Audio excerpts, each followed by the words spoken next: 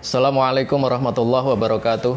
Bertemu dengan Darusan Pancasila dalam rangka peringatan Hari Lahir Pancasila 1 Juni 1945 atau 1 Juni 2020 yang akan kita peringati esok hari.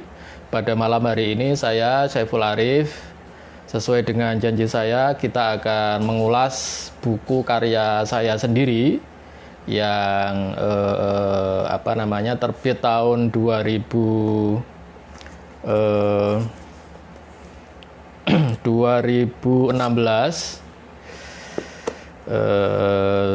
Buku pertama saya tentang Pancasila, sehingga kemudian malam hari ini kita akan teman-teman akan saya ajak untuk mengulas buku Falsafah Kebudayaan Pancasila, Nilai dan Kontradiksi Sosialnya. Ya, sebelum kita darusan, mari hadiah Fatihah agar darusan kita ini memberikan manfaat. Ila hadratin Nabiyil Mustafa Rasulillah sallallahu alaihi wasallam. Al-Fatihah. Bismillahirrahmanirrahim. Alhamdulillahirabbil alamin. Arrahmanirrahim. Maliki yaumiddin. Iyyaka na'budu wa iyyaka nasta'in. Ihdinas siratal mustaqim. Siratal ladzina an'amta 'alaihim ghairil maghdubi 'alaihim waladdallin.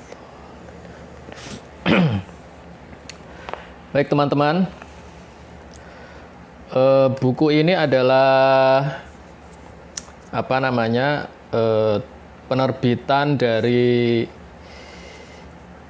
naskah Lomba Karya Tulis Ilmiah atau LKTI yang diadakan oleh MPR RI tahun 2012 dalam rangka LKTI 4 Pilar Kehidupan Berbangsa dan Bernegara. Alhamdulillah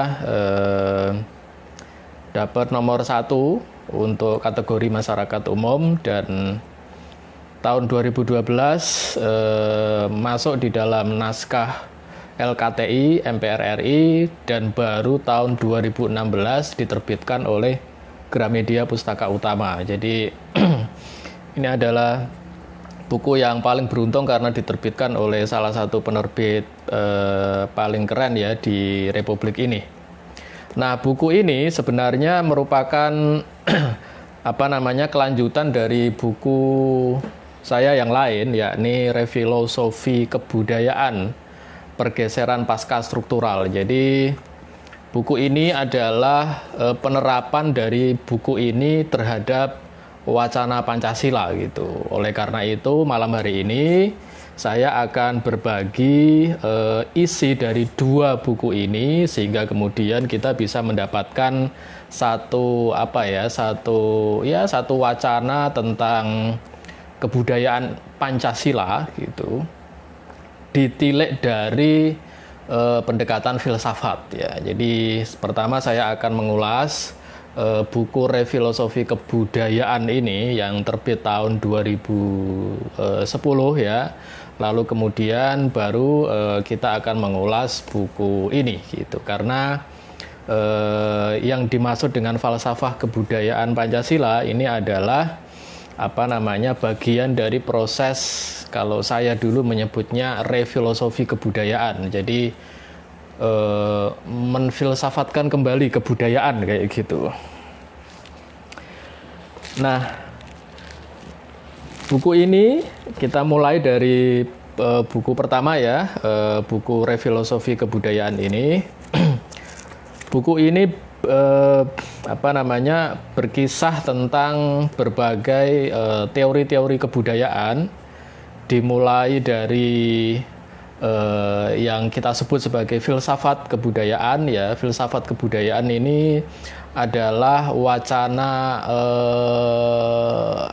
wacana yang klasik ya tentang kebudayaan, sebelum misalnya hadirnya berbagai teori-teori kebudayaan dalam konteks antropologi ya, sehingga melahirkan antropologi budaya. Lalu dalam konteks cultural studies ya, cultural studies ini adalah studi budaya perspektif postmodernisme ya. Lalu kemudian ada juga yang muncul belakangan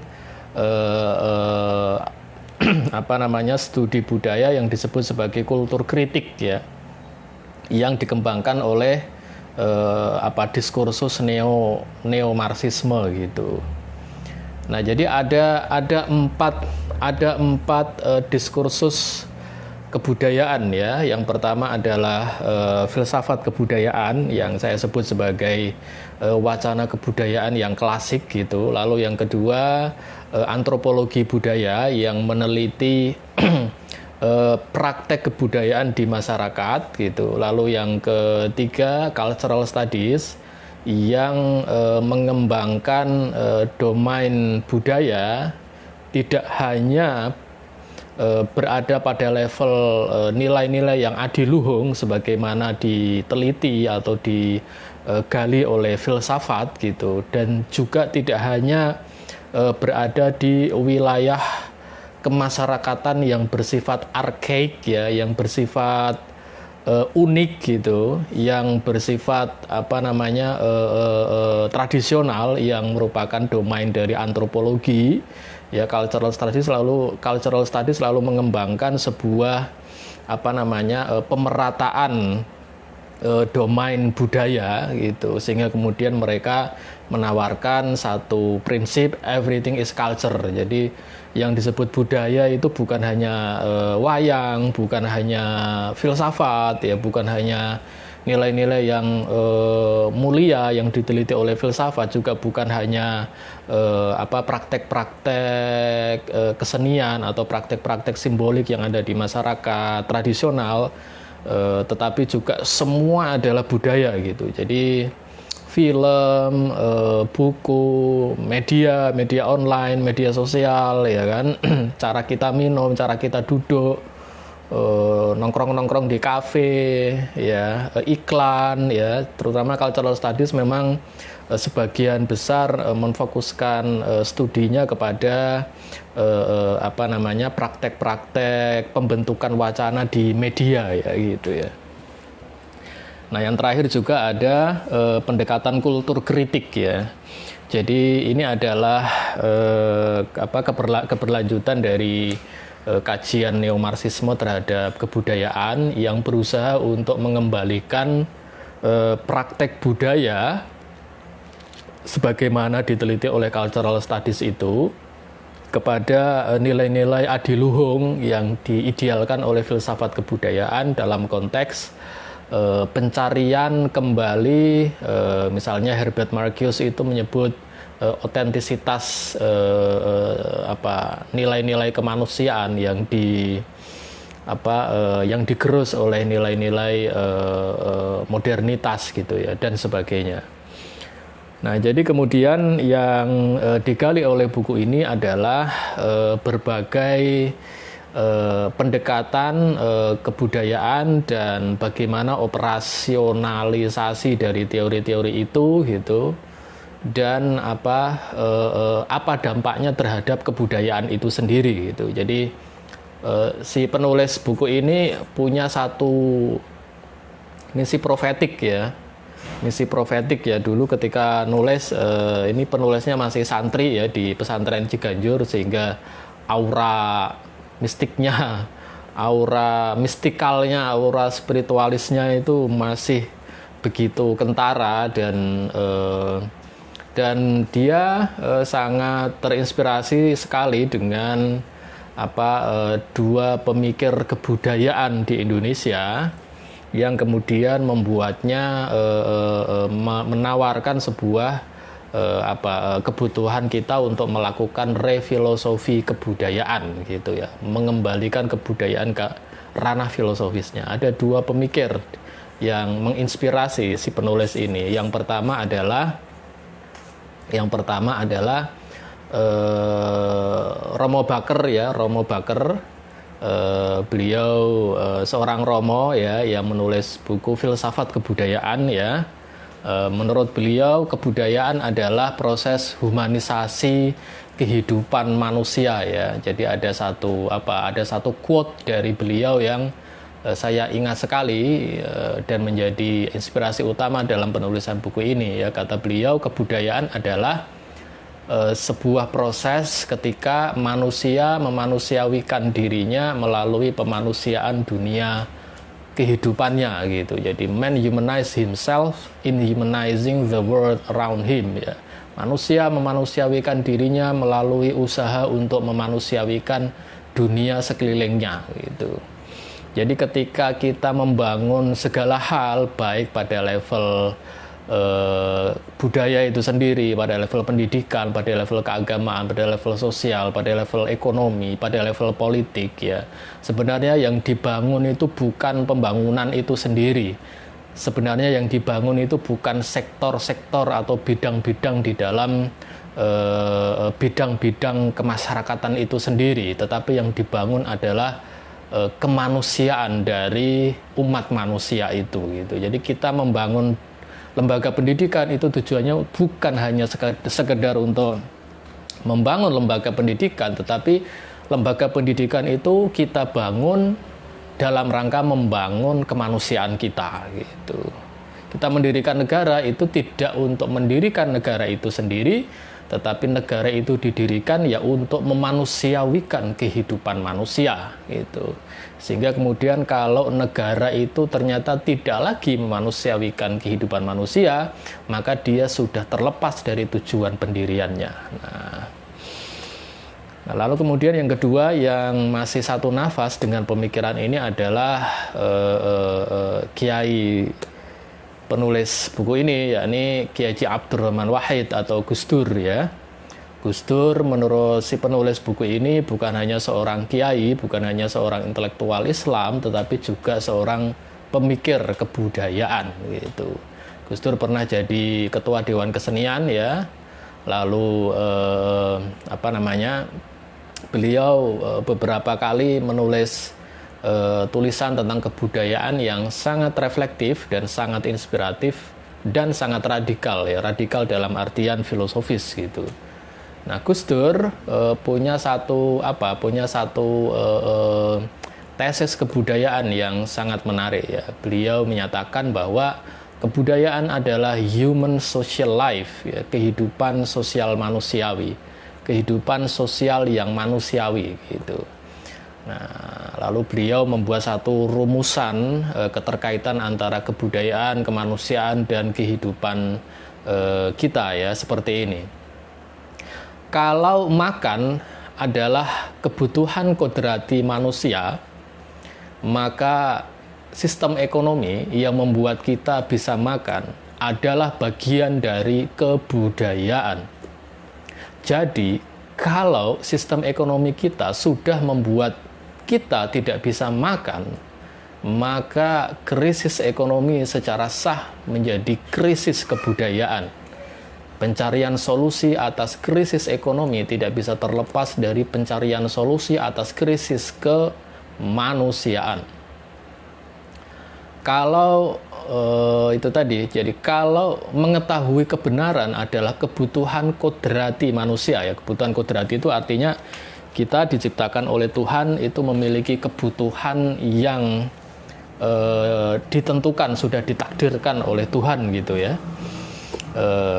Nah, jadi kalau mengetahui kebenaran adalah kebutuhan kodrati manusia, maka sistem pendidikan menjadi bagian dari kebudayaan. Sehingga kalau sistem pendidikan kita sudah membuat anak didik kita tidak mampu mengetahui hakikat kebenaran, maka krisis pendidikan secara sah menjadi krisis kebudayaan. Pencarian solusi atas krisis pendidikan tidak bisa terlepas dari pencarian solusi atas krisis kemanusiaan. Kalau mengusahakan kehidupan yang sejahtera adalah bagian dari kebutuhan kodrati umat manusia, maka sistem politik yang didirikan untuk memenuhi kebutuhan itu adalah kebudayaan. Jadi sistem politik menjadi bagian dari kebudayaan, sehingga jika sistem politik itu malah membuat rakyat tidak lagi sejahtera, maka krisis politik secara sah menjadi krisis kebudayaan. Pencarian solusi atas krisis politik tidak bisa terlepas dari pencarian solusi atas krisis kemanusiaan. Nah, jadi kebutuhan kodrati manusia, lalu sistem sosial politik ekonomi budaya yang kita bangun untuk memenuhi kebutuhan itu ya menjadi bagian dari kebudayaan ya. Lalu ketika sistem ekonomi politik sosial politik itu sudah tidak mampu memenuhi kebutuhan kodrati kita, maka menurut Gus Dur ia sudah mengalami suatu krisis kebudayaan dan krisis kemanusiaan. Nah, itu yang menarik sehingga kemudian akhirnya kita langsung masuk ke sini ya. Yang saya maksud dengan refilosofi kebudayaan adalah proses menempatkan kembali kebudayaan pada ranah filosofisnya. Dan salah satu pusat dari ranah filosofis kebudayaan itu adalah manusia dan upaya kita untuk memanusiakan kehidupan gitu. Jadi yang dimaksud dengan falsafah kebudayaan di buku ini adalah kebudayaan pada ranah filosofis ya, sebelum ia dipraktekkan oleh masyarakat yang lalu menjadi objek studi dari antropologi ya, sebelum ia dipraktekkan oleh setiap orang di dalam everyday life mereka ya, sehingga kemudian dia menjadi objek studi dari cultural studies ya, sebelum ia kemudian diratapi oleh para pemikir neo-Marxian ya, sehingga melahirkan kultur kritik ya terhadap kritik modernitas gitu. Nah, buku ini merumuskan terlebih dahulu apa yang dimaksud dengan falsafah kebudayaan Pancasila gitu. Nah, terinspirasi dari istilah yang digunakan oleh Bung Karno ya. Ini kita juga dalam rangka peringatan pidato 1 Juni beliau ya. Buku ini lalu mendasarkan konsep kebudayaannya, konsep falsafah kebudayaannya berdasarkan apa yang Bung Karno sebut sebagai ketuhanan yang berkebudayaan gitu. Jadi kalau di pidato 1 Juni ya kan, di sila kebudayaan sebagai sila kelima itu kan Soekarno menegaskan bahwa nilai-nilai Pancasila yang dia sebutkan sebelumnya, yakni kebangsaan, internasionalisme, musyawarah, dan kesejahteraan sosial, itu dibangun di atas landasan ketuhanan gitu ya, karena ketuhanan itu menjadi kultur ya, menjadi kultur mainstream dari masyarakat Indonesia gitu. Lalu kemudian ketuhanannya seperti apa gitu kan? Nah, ketuhanan yang Soekarno tawarkan adalah ketuhanan yang berkebudayaan ya. Dia juga menyebut ketuhanan yang berkeadaban gitu. Nah, artinya apa? Ketuhanan tanpa egoisme keagamaan. Ketuhanan yang saling menghargai. Jadi ada dua makna di dalam ketuhanan yang berkebudayaan Soekarno ini. Yang pertama adalah ya, ketuhanan itu adalah ketuhanan yang berkeadaban ya, ketuhanan yang dipraktekkan tanpa egoisme keagamaan, jadi tanpa keakuan ya, tanpa kekelompokan ya, tanpa sektarianisme di dalam praktek beragama, sehingga kemudian melahirkan toleransi dan sikap saling menghormati di antara berbagai umat beragama yang lain ya. Soekarno sejak awal menawarkan atau menegaskan bahwa kita mendirikan negara Indonesia itu berdasarkan ketuhanan, dan ketuhanan itu adalah ketuhanan yang lapang ya, ketuhanan yang membuat semua orang bertuhan dengan leluasa gitu. Nah, ini makna yang pertama ya dari ketuhanan yang berkebudayaan. Lalu yang kedua adalah Soekarno juga memaksudkan istilah ini dengan merujuk kepada kultur keagamaan masyarakat Nusantara yang bersifat kultural gitu ya, yang bersifat kebudayaan. Jadi ini lebih bersifat antropologis ya. Jadi antropologi agama masyarakat Nusantara adalah bersifat kultural gitu. Nah, ini terkait dengan klaimnya yang menyatakan bahwa Pancasila sendiri itu beliau gali di belakang soft kebudayaan ya. Jadi kalau kita sholat kan ada soft ya kan, soft itu barisan ya. Jadi Pancasila itu sebagai penggali itu Soekarno sudah menggalinya di belakang soft kebudayaan ya, dan yang soft yang dia gali itu bukan hanya soft Indonesia modern ya, atau soft menuju Indonesia modern di mana dia merumuskan misalnya nasionalisme atau marhainisme ya, tetapi juga bukan hanya di belakang atau di balik soft keislaman ya. Bahkan kata Soekarno, beliau mengklaim Pancasila itu ia gali sejak belakang atau sejak di balik soft Hindu-Buddha gitu. Jadi sebelum Hindu-Buddha ya. Jadi ini yang ya Soekarno memang berusaha untuk menegaskan bahwa ide-ide yang dia gali ini adalah asli dari rahim bumi Indonesia gitu. Nah, ketuhanan yang berkebudayaan adalah ketuhanan yang sejak awal itu dipraktekkan secara kultural ya, dipraktekkan berjalan kelindan dengan kebudayaan kayak gitu. Makanya kemudian kalau merujuk kepada Kiai Haji Abdurrahman Wahid ya, sebenarnya hubungan antara agama dan budaya itu seperti hubungan antara filsafat dan ilmu pengetahuan ya, filsafat dan sains gitu. Filsafat bukanlah sains bukanlah filsafat, tetapi keduanya memiliki hubungan otonom yang saling membutuhkan gitu ya. Semi otonom yang saling membutuhkan ya. Jadi misalnya filsafat sebagai refleksi filosofis ya, refleksi radikal tentang hal-hal yang bersifat ideal, itu butuh untuk diturunkan ya kan, butuh untuk difalsifikasi ya. Butuh untuk diuji cobakan di dunia empirik oleh ilmu pengetahuan kan gitu kan. Idealisme filsafat politik tentang misalnya res publica ya kan, tentang kebaikan bersama di dalam bentuk negara republik ya, itu harus atau itu butuh untuk diuji cobakan ya di kenyataannya gitu, di kenyataan kehidupan berrepublik ini oleh oleh ilmu politik gitu ya, oleh political science, sehingga kemudian cita-cita idealis dari filsafat itu bisa diuji cobakan, difalsifikasikan apakah memang sudah terjadi pada ranah empirik ya. Demikian juga sebaliknya, sains atau ilmu pengetahuan itu butuh filsafat untuk merefleksikan ya basis-basis teoritiknya gitu ya.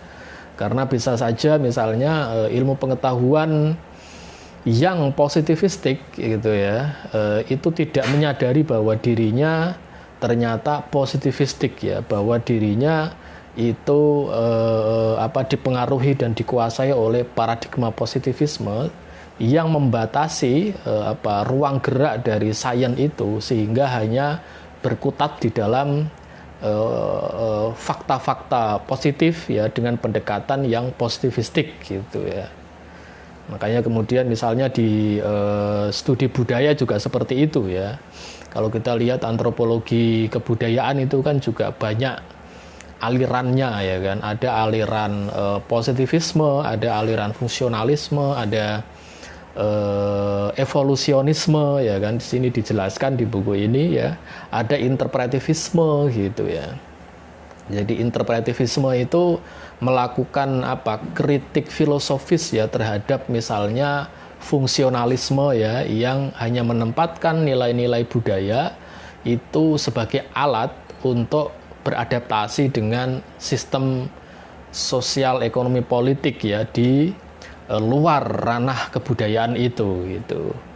Nah, interpretivisme yang kemudian yang dikembangkan oleh Clifford Geertz itu melakukan kritik filosofis terhadap basis-basis teoritik dari fungsionalisme kebudayaan ya, yang misalnya dikembangkan oleh Talcott Parsons gitu. Nah, jadi akhirnya kemudian filsafat dan sains itu saling membutuhkan di dalam hubungan yang semi otonom ya. Jadi keduanya memiliki ranah yang semi otonom ya, memiliki tempatnya sendiri-sendiri tetapi saling membutuhkan. Demikian juga agama dan budaya, kata Gus Dur ya.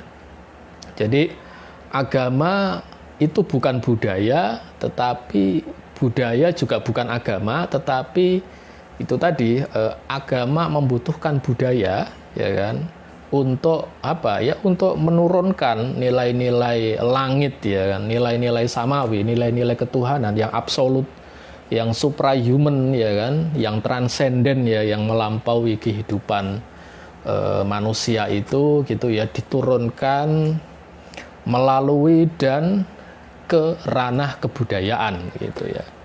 Ya kalau tidak melalui budaya lalu melalui apa kan gitu kan? Apakah budaya itu? Nah itu yang menjadi satu prinsip konseptual dari buku ini ya. Jadi buku ini berangkat dari definisi kebudayaan yang bersifat filosofis ya. Jadi budidaya ya. Budaya adalah pendayaan budi. Budi kalau di sini ya budi adalah akal yang dicerahi oleh atma ya. Atma itu ruh ya. Jadi terinspirasi dari diskursus Hindu ya di dalam perumusan kata budinya gitu. Jadi budi ini bukan sekedar akal tetapi akal yang sudah dicerahi oleh spiritualitas sehingga melahirkan kebijaksanaan ya, bukan hanya melahirkan pengetahuan. Nah, sedangkan daya ini adalah proses mewujudkan budi itu gitu. Jadi budaya adalah pendayaan budi ya. Proses manusia untuk mewujudkan nilai-nilai keutamaan ya dari kehidupan manusia itu. Ya, di dalam kebudayaan, kita ngaji kebudayaan pada malam hari ini ya. Di dalam kebudayaan ya, manusia tidak hanya bertanya tentang apa saja sifat sesuatu, tetapi ia lebih bertanya tentang bagaimana sesuatu seharusnya bersifat gitu. Jadi pertanyaan apa saja sifat sesuatu ini adalah pertanyaan ilmu pengetahuan ya kan.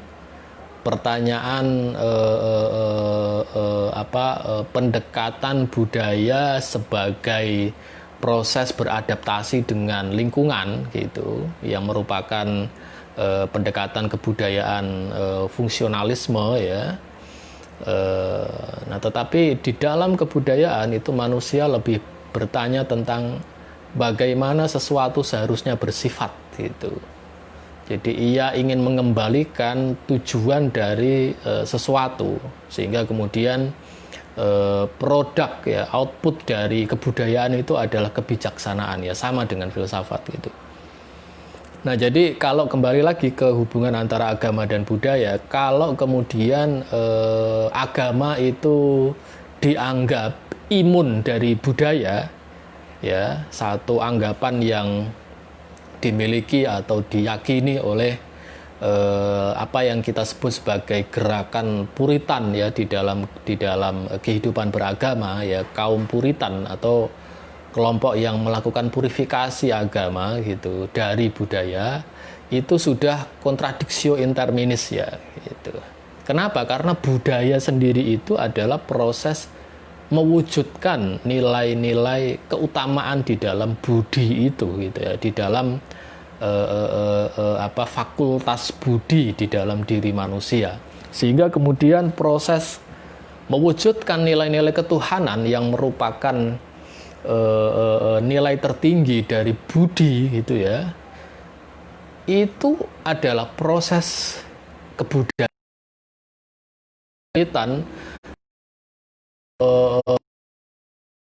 anggapan pas dari budaya ya, mereka berarti tidak menyadari bahwa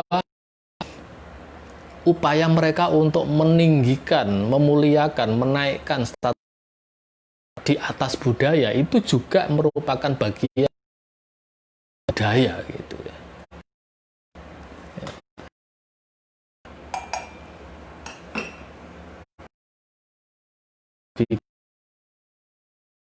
ya.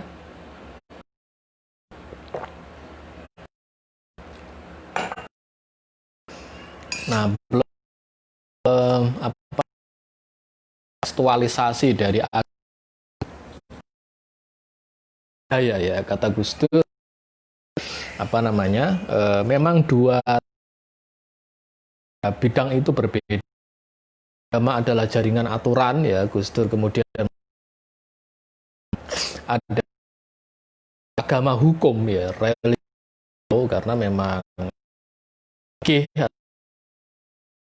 substansi dalam Islam gitu ya. Sedangkan budaya adalah proses perubahan gitu. Jadi di dalam kebudayaan itu justru aturan-aturan itu harus diterobos sehingga melahirkan kebaruan ya, melahirkan novelty ya. Jadi denyut nadi kebudayaan itu kita rasakan dari kebaruan yang selalu diciptakan oleh para bukan hanya seniman, umat manusia gitu. Nah, tapi antara agama sebagai jaringan aturan dengan budaya sebagai proses perubahan saling membutuhkan gitu. Demikian juga budaya agama. Kenapa? Karena kehidupan kita manusiawi semata ya. Kita sebagai umat memiliki faktor kemanusiaan kita ya. Kenapa? Karena ya itu tadi kenapa budaya membutuhkan agama. Kita di dunia ini tidak hanya kita namanya bangun demi duniawi yang bersifat sementara gitu ya, tapi demi misalnya nasib kita nanti di akhirat kayak gitu. Dan inilah yang disebut sebagai ketuhanan yang berkebudayaan yang merupakan falsafah kebudayaan dari Pancasila gitu ya. Jadi buku ini kemudian membuat satu rumusan ya, yang dimaksud dengan falsafah kebudayaan Pancasila adalah proses humanisasi kehidupan manusia ya, yang memusat di dalam sila kemanusiaan yang adil dan beradab. Jadi falsafah kebudayaan Pancasila itu ada di dalam sila kemanusiaan. Ya, kenapa? Karena kemanusiaan yang adil dan beradab itu berusaha untuk itu tadi mengadilkan dan mengadabkan kehidupan manusia. Caranya bagaimana? Ya, caranya melalui sila-sila di bawahnya. Gitu. Jadi ada dua proses humanisasi di dalam sila kedua Pancasila ini ya kan. Yang pertama adalah keadilan kemanusiaan atau keadilan manusiawi, yang kedua adalah keadaban manusiawi gitu. Jadi ketika kita bisa berbuat adil, maka kita menjadi manusia yang beradab. Ketika kita bisa menegakkan keadilan sosial, maka kehidupan manusia kita, kehidupan umat manusia kita ini menjadi kehidupan yang beradab. Jadi keadaban atau peradaban manusia menurut Pancasila ya itu hanya bisa dibangun di atas keadilan yang dalam sila kelima itu disebut sebagai keadilan sosial. Jadi inilah kemudian yang membuat kemanusiaan yang adil dan beradab itu akhirnya tidak bersifat abstrak ya. Kemanusiaan Pancasila bukan kemanusiaan yang abstrak ya, tetapi ia harus atau ia dipraktekkan menjadi satu praksis yang yang material ya, yang harus diwujudkan melalui proses-proses transformasi sosial gitu ya.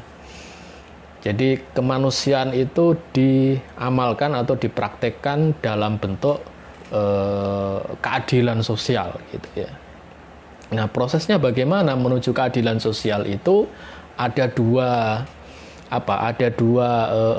prinsip politik ya di dalam proses perwujudan dari keadilan sosial sebagai bagian dari upaya untuk mengadapkan kehidupan manusia ya demi terwujudnya falsafah kebudayaan Pancasila itu ya.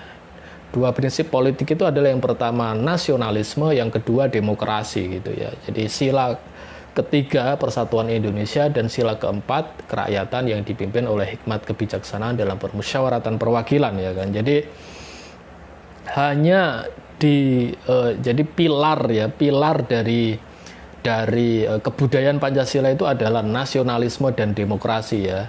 Jadi kita harus membangun masyarakat bangsa ya, dan di dalam masyarakat bangsa itu kita lalu membangun sistem politik yang demokratis gitu ya. Nah, dua pilar nasionalisme dan demokrasi inilah lalu yang menyokong ya kan, menopang cita-cita utama dari Pancasila itu, yakni kemanusiaan yang adil dan beradab ya, yang dipraktekkan melalui upaya kita untuk mewujudkan sila kelima ya, keadilan sosial gitu. Nah, rumusan kebudayaan Pancasila di dalam buku ini seperti itu gitu. Ya, ini adalah ijtihad dari si penulis sendiri. Nah, tetapi pertanyaannya kemudian apakah sebatas itu? Gitu. Kebudayaan Pancasila itu apakah sebatas sila kedua sampai sila kelima? Ternyata tidak kan, gitu. Karena Pancasila itu memiliki 5 sila ya. Sila pertamanya adalah ketuhanan. Jadi proses humanisasi kehidupan kita itu diterangi oleh nilai-nilai ketuhanan sebagai sila pertama yang menerangi proses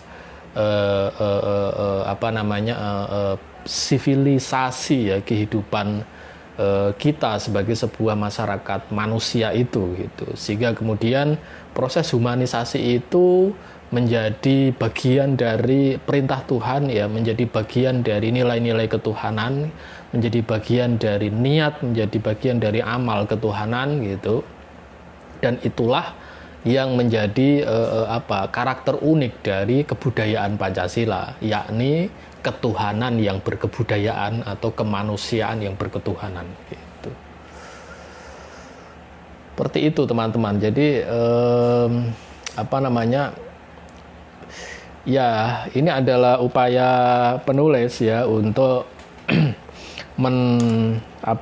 menfilsafatkan kebudayaan Pancasila, atau menfilsafatkan atau berusaha untuk mengkonseptualisasikan apa yang Soekarno sebut sebagai ketuhanan yang berkebudayaan itu gitu. Nah, di buku ini juga, buku ini memang naskah ini sangat beruntung ya. Dari 2012 itu saya nyari penerbit ya, nggak dapat gitu, ditolak terus ya. Tetapi ketika ada teman ya, Mas Ahmad Nurholis ya, yang sebelumnya naskah beliau sudah diterbitkan di Gramedia, lalu beliau ngasih kontak redakturnya ya, lalu kemudian saya kirim, ternyata berkenan untuk menerbitkan naskah ini gitu. Ini buku yang covernya terbaik ya, karena memang layoutnya adalah layout layout Gramedia, pustaka utama ya. Jadi berbeda dengan berbagai upaya untuk menfilsafatkan Pancasila ya, buku ini memang secara spesifik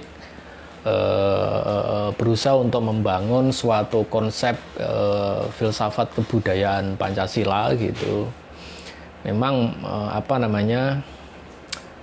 dan bangunan filosofis atau bangunan konseptual dari falsafah kebudayaan yang ditulis oleh buku ini berangkat dari pemikiran Soekarno gitu ya.